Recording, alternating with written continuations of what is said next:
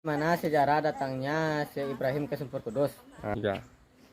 Baik, kedatangan Syekh Ibrahim ke Sumpur Kudus itu diawali datangnya Syekh ini ke Nagari Tanjung Bone Aur. Kemudian dalam hal di Tanjung Bone Aur dia disebut dengan Inyak Perumahan.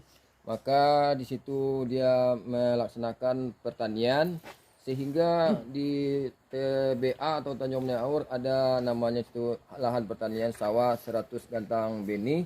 Kemudian karena untuk memperluaskan wilayah pertaniannya sehingga dia pergi ke utara dari Tanjung Bone Aur. Kemudian dia membawa hewan ternak yaitu kerbau. Kemudian karena dia masuk ke daerah pergunungan, perbukitan, sehingga di suatu puncak dia istirahat dan meletakkan ternaknya di situ. Kemudian ada pelecut bahasa orang sini atau cambuk. Ya, maka peninggalan itu disebut Lontiak Aur Kuning karena bekal yang dibawa dari Tanjung Bone Aur ke Sumpur Kudus sudah bersatu mulai dengan kuahnya. Itu kira-kira sampai di situ. Kemudian menurun itu untuk melihat lahan pertanian baru. Di situ dia datang ke sebuah bukit, namanya di situ ada Bukit Coliak untuk melihat atau mencoliak daerah-daerah yang baik untuk pertanian. Terus sampai ke daerah inilah Tanah Batu ini dia mengembangkan ajaran Islam yang pertama. Makanya Nagari Sumpur Kudus sekitar kita ini adalah ada namanya dulu Koto Tuo. Itu namanya nagari yang tertua di daerah kita. Sehingga Koto Tuo itu masyarakat banyak di sini, maka dibuatkanlah perkumpulan di sini dalam menyambut mendakwah ajaran Islam. Yaitu ada caranya mengajarkan bagaimana memancing dengan baik dengan mengatakan bahwa mengucapkan dengan Bismillahirrahmanirrahim dapat ikan. Kemudian ada lagi dengan membaca dua kalimah syahadat juga dengan syarat itu doa itu sehingga si pemancing tadi dapat melaksanakan pancingannya. Itu kira-kira dalam persamaan sampai di daerah Sumpur Kudus. Ya. Setelah munculnya Syekh Ibrahim di Sumpur Kudus dan bagaimana cara dia menyebarkan agama Islam pada masyarakat Sumpur Kudus ini? Sewaktu Syekh Ibrahim sampai di Nagari Sumpur Kudus, dia mengajak masyarakat untuk masuk Islam dengan cara yaitu dengan cara yang pertama mengajarkan masyarakat yaitu dengan cara memancing dengan doa Bismillahirrahmanirrahim. Itu yang pertama.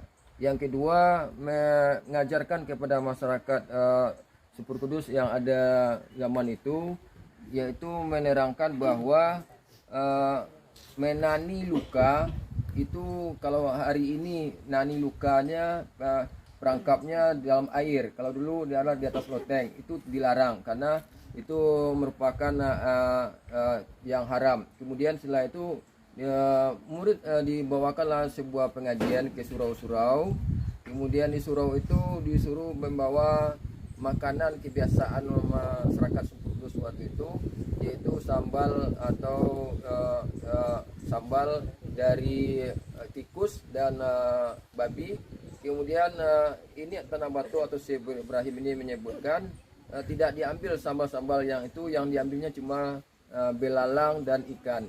Apa alasannya di situ Syekh Ibrahim menyampaikan demikian dalam dakwahnya?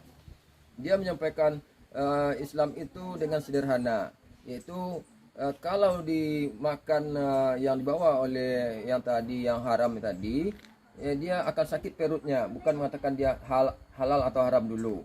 Kemudian setelah itu baru untuk besok-besoknya murid tentu yang akan dibawanya tentu sambal yang sangat disukai oleh gurunya. Maka setelah itu istilah itu dikenallah oleh masyarakat Sumpur Kudus yang diperkenalkan oleh Syekh Ibrahim dengan istilah ado-ado.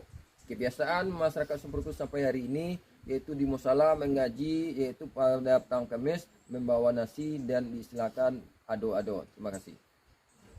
Setelah datang ke Sumpur Kudus dan menyebarkan agama Islam di Sumpur Kudus, lantas seperti apa sih peran Syekh Ibrahim di Sumpur Kudus ini? Peran Syekh Ibrahim dalam menyampaikan misinya di Sumpur Kudus yaitu dengan kenal dakwah, yaitu mengenal dengan cara mengislamkan masyarakat Sumpur Kudus, yaitu di Payo Sadat. Dinamakan Payo Sadat karena apa? Karena masyarakat Sumpur Kudus diislamkan secara massal, disahadatkan secara massal di situ. Itu peran dakwah yang pertama. Yang kedua, peran pemimpin. Pemimpin di sini karena seorang Syekh, Syekh adalah petinggi dari kaum ulama yang ada di Minangkabau atau yang ada di Sumpur Kudus pada zaman itu. Kemudian karena seorang Syekh di Sumpur Kudus yang bernama Syekh Ibrahim, kemudian masyarakat Sumpur Kudus itu dengan menghadiahkan tempat tinggalnya dinamakan sampai pada saat sekarang, yaitu dengan perkampungan Kampung Kampai Kene, yaitu ada dekat Masjid Rajo Ibadat Sumpur Kudus. Lalu apa saja peninggalan Syekh Ibrahim di Sumpur Kudus ini, Pak? Peninggalan Syekh Ibrahim di Sumpur Kudus dalam hal itu dia selalu membawa tongkatnya, dinamakan tongkat Syekh Ibrahim. Kalau yang pernah dulu disebut dengan tongkat untuk penunjuk arah. Ya, kalau di Tanjung Bani Aur disebutlah karena sulit air, maka ditancapkan di situ, maka terjadilah pincuran 7 di Tanjung Bani Aur. Kemudian untuk di Sumpur Kudus, untuk melihat nagari yang pertama itu, tongkat itu difungsikan di Bukit Lantiek di situ, Bukit Coliek di situ, untuk menunjukkan nagari tempat pertanian pertama. Sehingga di situ juga ada sumur yang bekas dari tancapan tongkat Syekh Ibrahim. Kemudian peninggalan lainnya juga ada, tongkat itu ada 2, satu di suku Kampai, satu di suku Piliang. Kemudian sebagai hadiah untuk tinggalnya berdakwah di Sumpur Kudus, peninggalan lainnya ada perkampungan disebutlah perkampungan Kampai Kene yang khusus untuk Syekh Ibrahim. Kemudian peninggalan lainnya ada seperti untuk dalam pengembangan ajaran Islam, sehingga ada dia dikejar-kejar oleh orang Hindu atau zaman Hindu, maka ada tergoresnya oleh sikunya batu di Sumpur Kudus namanya batu Lubuk Murai. Itu sekitar peninggalan yang kami ketahui. Dan apa saja kaitannya Syekh Ibrahim dengan Rajo Ibadat? Kaitannya Syekh Ibrahim dengan Rajo Ibadat adalah, ya, setelah Islam diperkenalkan di Minangkabau oleh Syekh Ibrahim, menurut Hamka itu Islam pertama sekali adalah di Minangkabau adalah di Sumpur Kudus. Ya, maka Sumpur Kudus dikenal dengan istilah setelah itu Islam atau Nagari Makadare. Kemudian kaitannya setelah Islam itu, maka dari pihak kerajaan Minangkabau diutuslah raja dari Rajo 2 Selo menjadi Raja 3 Selo untuk satu pemerintahan yang menilai atau nantinya menjalankan agama. Maka diperintahkanlah dari pihak Pagaruyung untuk menuntut ilmu agama Islam ke Sumpur Kudus. Setelah itu maka dinamakanlah rajonya dengan Rajo 3 Selo, yaitu Rajo Ibadat di Sumpur Kudus. Itu kemudian bagian raja yang lain itu satu raja alam di Pagaruyung, raja adat di Lintaubuo, dan ketiga raja ibadat di Sumpur Kudus. Maka ketiga raja itu disebutlah Raja Tiga Sila atau Raja Tiga Selo. Jelaskan dong Pak penjelasan tentang makam Syekh Ibrahim ini. Ya, makam yang kita lihat seperti ini itu adalah makam Syekh Ibrahim sebelah kanan kita. Itu yang besar itu nisannya, itu yang Syekh Ibrahim atau Inyek Tanah Bato. Kemudian yang sebelah sini itu adalah istrinya. Istrinya adalah orang Sumpur Kudus asli. Sebelum dia masuk Islam namanya Lansek Telarang. Ya, setelah Islam dia akan diganti namanya dengan nama Islam nantinya. Di sebelah sana ada yang di luar, coba kita lihat di situ.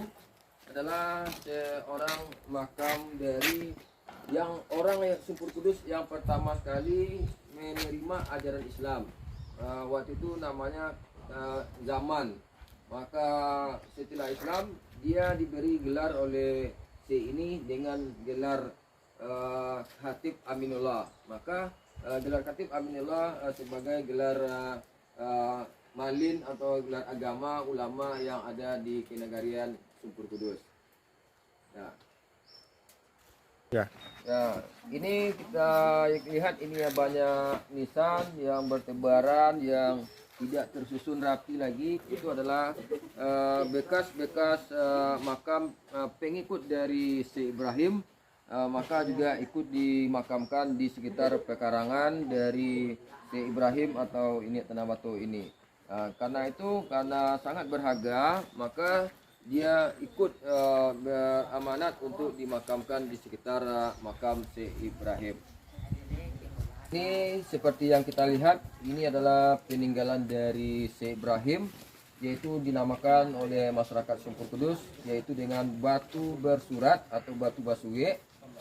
Apa perjanjian atau yang ditulis di sini, yaitu perjanjian bahwa masyarakat Sumpur Kudus tidak akan lagi memeluk agama yang lama, yaitu Hindu Buddha atau animisme dan dinamisme. Karena di batu ini ditulis karena ada karangan semenjak diislamkan masyarakat Sumpur Kudus secara massal, disebutlah di sini perjanjiannya nama sungai di sini dikarang waktu itu nama sungainya adalah Sungai Kehijauan.